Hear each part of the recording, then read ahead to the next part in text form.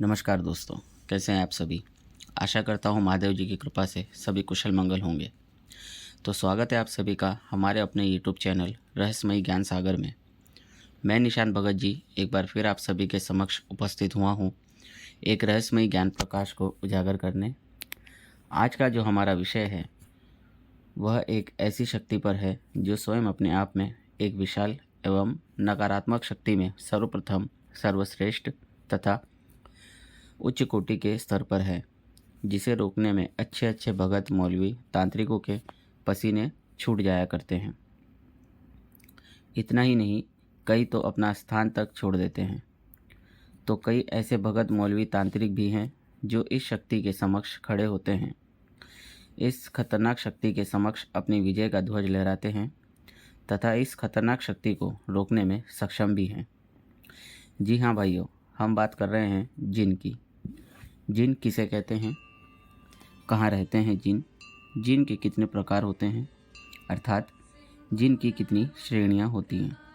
तो वीडियो शुरू करने से पहले आप सभी भाइयों से कहना चाहूँगा कि अगर आप सभी को वीडियो में बताए गए ज्ञान अच्छे लगें तो हमें कमेंट करके ज़रूर बताएं, जिससे हमारा प्रोत्साहन और बढ़े और हम इसी प्रकार आप सभी के समक्ष ज्ञान उजागर करें। वीडियो को लाइक करें, शेयर करें तथा अपने मित्रों को भी ज्ञान प्रकाश प्राप्त करने हेतु शेयर ज़रूर करें।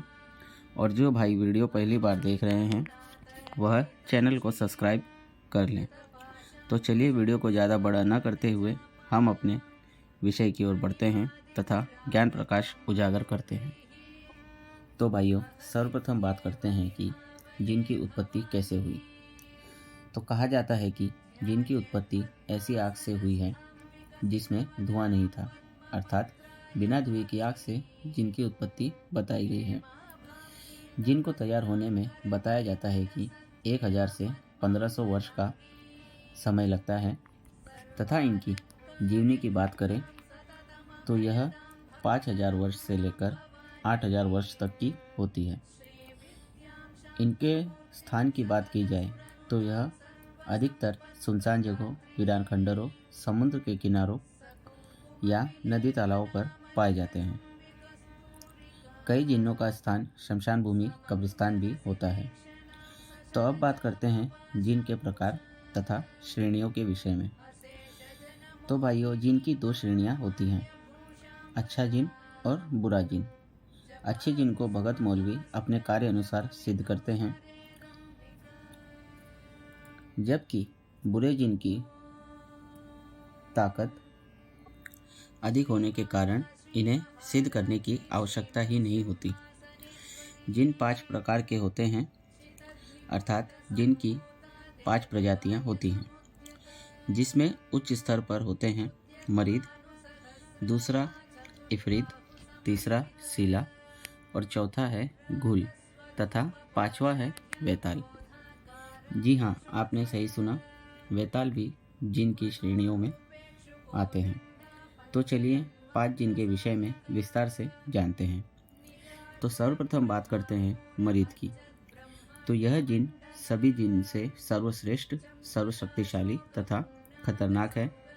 यह अधिकतर अहंकार में कार्य करते हैं। इसे वह कार्य करना अधिक प्रिय होता है जिस कार्य को करने में हर कोई असमर्थ होता है। इसे चुनौतियाँ भी अधिक प्रिय होती हैं।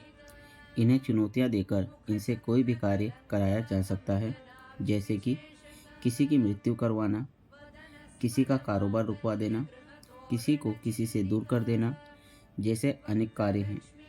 वैसे तो सभी जिन्नों को खुशबू तथा सफ़ेद रंग अत्यधिक प्रिय होता है तथा किसी देव शक्ति अर्थात सकारात्मक शक्ति के समक्ष अपनी शक्ति दिखाना अधिक प्रिय है।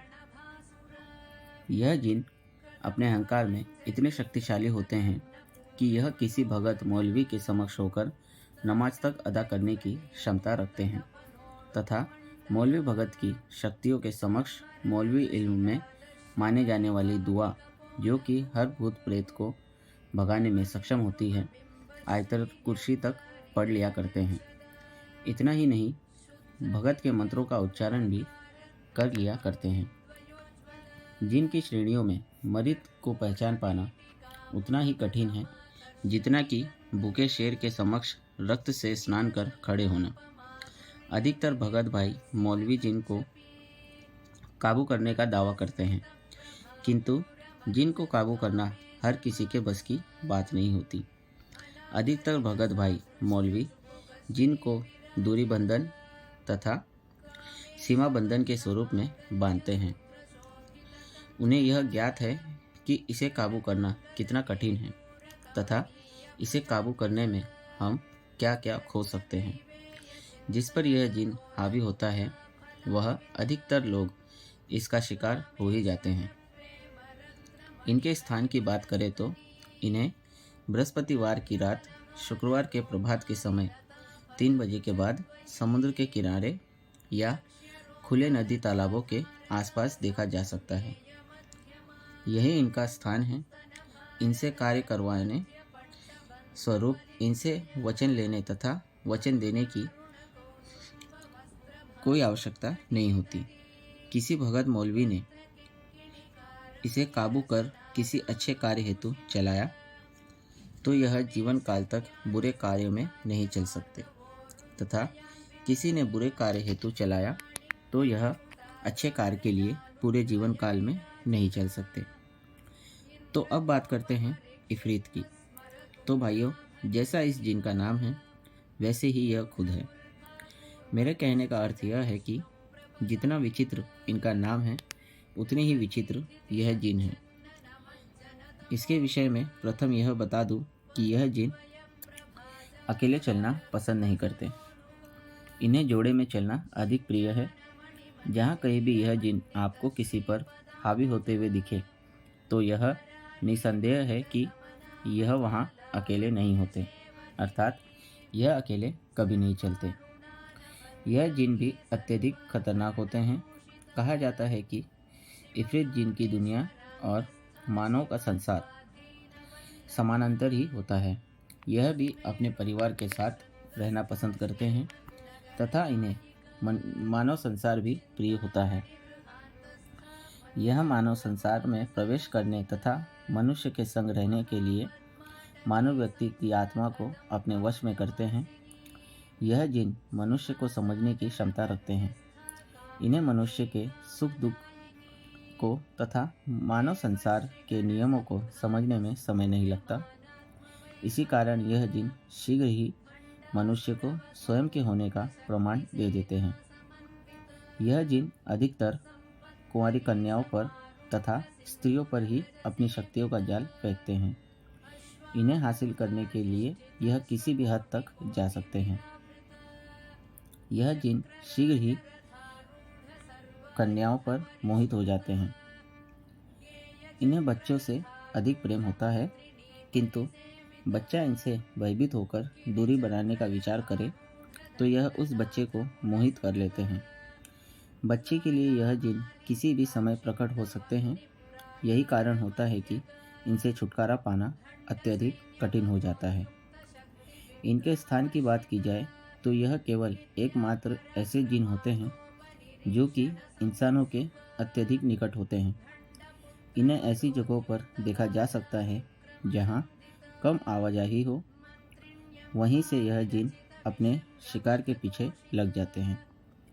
इन्हें खुले बाल वाली कन्या, आंखों में सुरमा काजल लगाने वाली कन्या, इत्र लगाने वाली कन्या तथा सुंदर सुशील कन्या ही वश में करते हैं। अब बात करते हैं शीला की।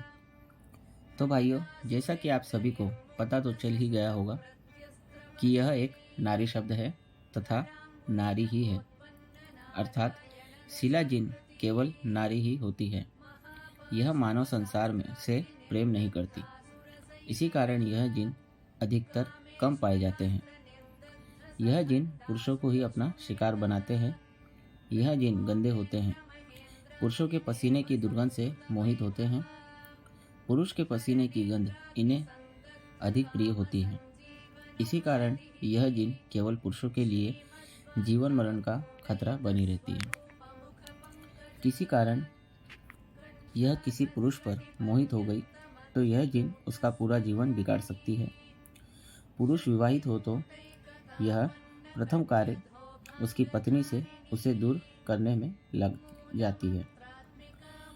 पीड़ित व्यक्ति को उसकी पत्नी से दूर करने की पूर्ण क्षमता रखती है।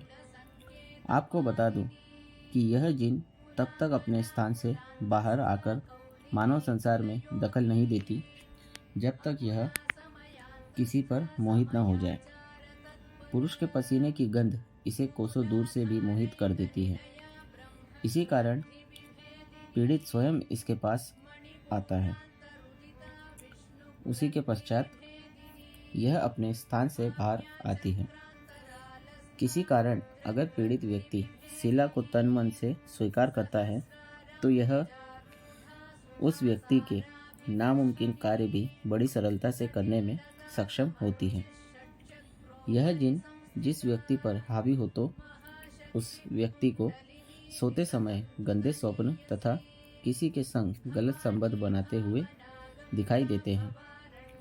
पीड़ित व्यक्ति को हर समय केवल स्त्री के शरीर की गंध तथा इत्र की सुगंध ही आती है। समय अनुसार यह उस व्यक्ति के साथ संबंध बनाकर उसे अपने संग ले जाने में सफल भी हो जाती है। अन्यथा उसी के संग रहकर अन्य सदस्यों के मन मस्तिष्क में गलत विचार प्रकट करती हैं, अतः जीवन काल तक उसी के संग रहती हैं। और भी बहुत से कार्य हैं जो यह करने में सक्षम है। इस विषय में ज़्यादा न बताकर इस विषय में जितना बताया जाए उतना कम है, तो आखिरी बात पर कहकर आगे बढ़ते हैं। बुजुर्गों के अनुसार बक्तावल में जो घाल चलाई जाती थी वह इसी शक्ति से संपन्न हुआ करती थी। इनके स्थान की बात करें तो यह बंद कमरे, किले या हवेली में पाई जाती हैं। हमारे बुजुर्गों में वह शक्ति हुआ करती थी जिससे वह इस शक्ति से कार्य करवा सके। अब बात करते हैं गुल की। जिन की इन श्रेणी के जिन अधिकतर मौलवी, ओझा, तांत्रिक भक्तों के पास ही पाए जाते हैं। इन्हें सिद्ध किया जाता है, अन्यथा इसे पीड़ित व्यक्ति के उपचार के पश्चात हासिल किया जा सकता है। यह शक्ति अपनी इच्छा से कहीं नहीं चल सकती, यह अपने चालक पर ही निर्भर होती है। इसे मांस का सेवन अत्यधिक प्रिय होता है।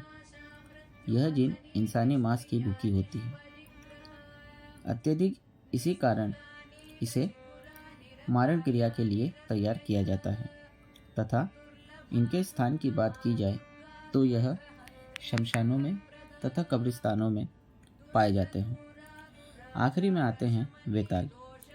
इस जिन के विषय में बताने से पूर्व मैं महादेव जी से प्रार्थना करूंगा कि कोई भी व्यक्ति इस जिन से पीड़ित ना हो। इस जिन का नाम जितना ही सरल है, यह जिन उतना ही उलझा हुआ। इसे इंसानी खून की भूख होती है। यह जिन जिस व्यक्ति पर लग गया उस व्यक्ति को यह पूर्ण रूप से सोख लेता है। यह जिन हर समय भूखा ही होता है। यही कारण है कि यह जिन पीड़ित व्यक्ति को ज़्यादा समय जीवित नहीं रहने देता। वैसे तो इसे हम कायर भी कह सकते हैं, वो इसलिए कि यह जिस व्यक्ति के शिकार में होता है उन्हीं से भयभीत होता है। इसी कारण यह जिन उस व्यक्ति का शिकार करता है तथा पीड़ित को समय न देकर उसकी मृत्यु हो जाती है। इसकी फुर्ती की बात की जाए तो अगर यह जिन अपनी जिद पर आ जाए तो यह पीड़ित व्यक्ति को घर पहुंचने का भी समय नहीं देगा तथा इनके स्थान की बात करें तो इन्हें पीपल के पेड़ पर, बबूल के पेड़ पर तथा बरगद के पेड़ों पर देखा जा सकता है। तो भाइयों, यह है वो 5 जिन जिनसे जितना बचा जाए उतना ही अच्छा है। तो इसी के साथ मैं आप सभी से इजाज़त चाहूँगा। अगली वीडियो बहुत जल्द आप सभी के समक्ष होगी और इस बार की तरह एक ऐसी प्रेत शक्ति पर जिसे समस्त देवी देवताओं का आशीर्वाद प्राप्त है तथा स्वयं महामाई महाकाली माँ उनके संग होती है, जिसे मंदिरों में हर समय प्रवेश करने की अनुमति है। तो अगली वीडियो के लिए बने रहिए हमारे अपने YouTube चैनल रहस्यमय ज्ञान सागर में। धन्यवाद।